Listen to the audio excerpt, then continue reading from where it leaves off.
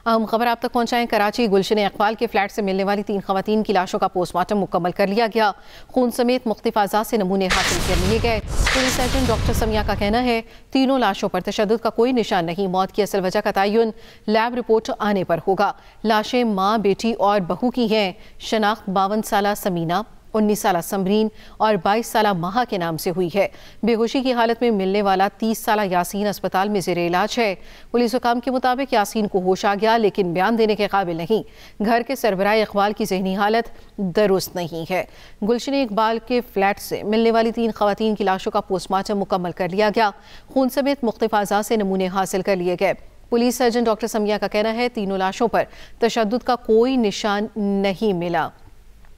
मज़ीद तफसील जानेंगे अपने नुमाइंदे साजिद रऊफ से। साजिद, अपडेट कीजिएगा।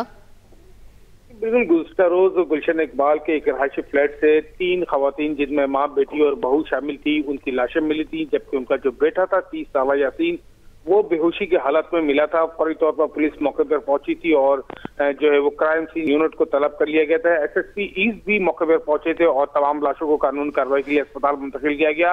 अब ये तफसीलात सामने आ रही है कि तीनों लाशों का जो है वो पोस्टमार्टम मुकम्मल कर लिया गया है। हमारे police surgeon doctor Sumaiya Tariq से बातचीत हुई थी, उन्होंने बताया कि तीनों लाशों का पोस्टमार्टम मुकम्मल कर लिया गया है। ताहम वजह मौत जो है वो फिलहाल रजूत उनके जो नमूने लिए गए थे वो लेबॉर्ट्री भिजवा दिए गए और नमूनों की रिपोर्ट आने के बाद ही वजह मौत का तयन होगा। ताहम उन्होंने इस बात की तस्दीक की है कि तीनों लाशों के ऊपर जो है वो तशद्दुद